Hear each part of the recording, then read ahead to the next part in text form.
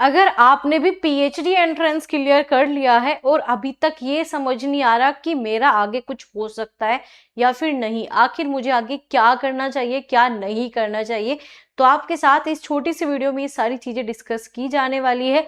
तो चलिए स्टार्ट करते हैं। अगर आप में से कोई नया हो तो इस चैनल को सब्सक्राइब जरूर कर लेना, क्योंकि सिर्फ पीएचडी एंट्रेंस के साथ साथ आपको नेट और जेआरएफ पे भी फोकस करना है। अब आपको अगर नेट और जेआरएफ पे फोकस कैसे करें, तो आप सभी के लिए यहाँ पर जो है पेपर 1 का पूरा बैच फ्री किया गया है पूरे सिलेबस के साथ।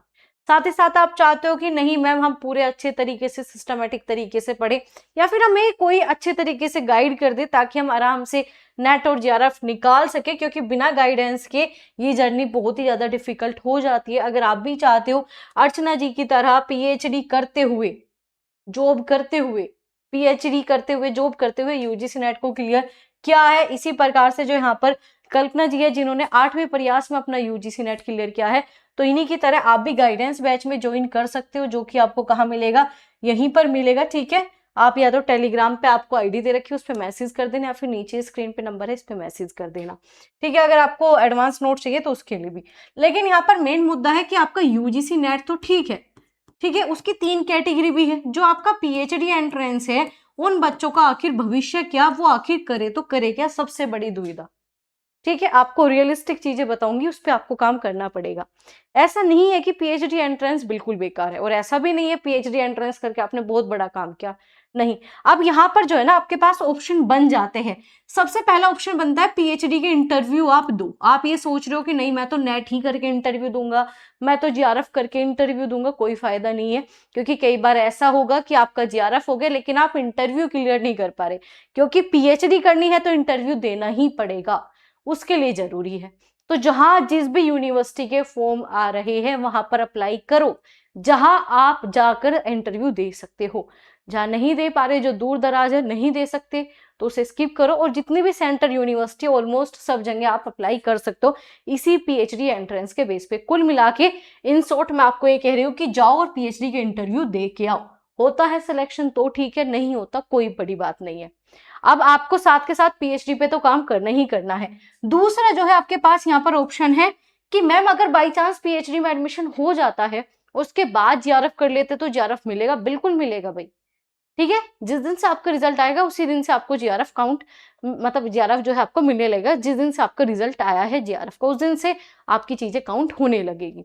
तो आप सबसे पहले इंटरव्यू की तरफ जाओ। दूसरा, साथ ही साथ, अलग नहीं, इसके साथ ही साथ आपको नेट अगर आपका टारगेट है या फिर आपका जेआरएफ करना ही पड़ेगा। आप ये सोच रहे हो सिर्फ पीएचडी करके काम चल जाएगा, नहीं चलेगा।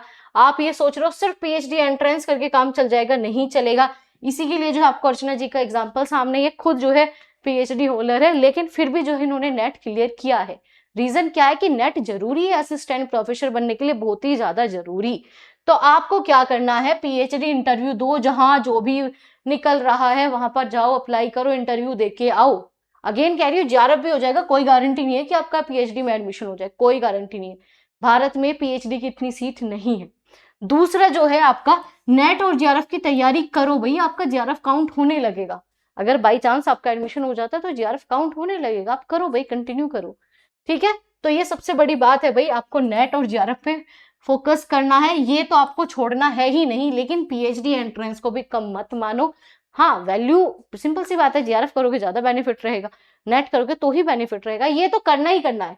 लेकिन आपको इंटरव्यू देना जरूरी है भाई, जितने भी सेंट्रल यूनिवर्सिटी आपके पास एक्सपीरियंस होना चाहिए, जाओ इंटरव्यू दो, क्योंकि इन फ्यूचर भी आपको इंटरव्यू में ही जाना है। चाहे असिस्टेंट प्रोफेसर की वैकेंसीज हो, कोई ऐसा नहीं है जिसमें इंटरव्यू ना कराया जाए। तो आपके लिए बहुत ही बढ़िया मौका है, जाइए पीएचडी एंट्रेंस के बेस पे एडमिशन जाके ले लो तो भी बुरा नहीं है। उसी के बेस पे जाके कम से कम इंटरव्यू तो दे के आओ। वहां पर अलग अलग प्रकार के प्रोफेसर, अलग ही एक्सपीरियंस, अलग ही अनुभव आपको होने वाला है।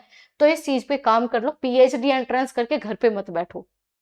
पीएचडी एंट्रेंस करके घर पे मत बैठो, कम से कम इंटरव्यू तो देके और तैयारी अपनी टॉप लेवल की रखो कि इस बार जो है सीधा आपका नेट या फिर जेआरएफ ही आप क्लियर करो। मेहनत करनी पड़ेगी, हर एक चीज होती है मेहनत करने से, ऐसी क्या चीज है जो नहीं होती ये बताओ। ठीक है, अर्चना जी ने कर लिया, ठीक है, कल्पना ने कर लिया, ठीक है, अमन ने कर लिया, आदिल ने कर लिया, कितने सारे आपके सामने एग्जाम्पल है, और क्या ही चाहिए। और सबकी जर्नी सीखने वाली है, ये इंटरव्यू नहीं है, ये एक जर्नी है जो कि आपके साथ शेयर की है। ठीक है, हर एक जर्नी बहुत अलग है, तो आपको इस पे ही काम करना है। ये छोटी सी वीडियो, लगातार मैसेज आ रहा था तो आपको बता दे। और जिसे भी गाइडेंस बैच ज्वाइन करना है उसकी इन्फो ऑलरेडी दे रखा है, और यहाँ पर चाहे गाइडेंस बैच हो, नोट्स हो, सब स्टूडेंट बताते हैं, हम नहीं बताते। ठीक है, कैसे है कैसे नहीं ये सब आपको जो है स्टूडेंट के फीडबैक देख के पता ही चल जाएगा। ठीक है, बहुत सारे अनलिमिटेड है भाई, खुद स्टूडेंट खुद इतने सारे सारे भाई, एक ब्लेसिंग है जो कि आप हमें देते हो, अलग ही लेवल है भाई आप सभी का। तो चलिए भाई, मिलेंगे ऐसे इंफॉर्मेटिव वीडियोस के साथ, तब तक अपने दोस्त के साथ शेयर कर देना। और याद रखो, पीएचडी एंट्रेंस भी कम नहीं है, बस आपके देखने का नजरिया होना चाहिए। अपने लिए अपनी जंगे, अपने लिए सीट अपनी निकालो, अपने लिए मेहनत करो, ये बहुत ज्यादा जरूरी है।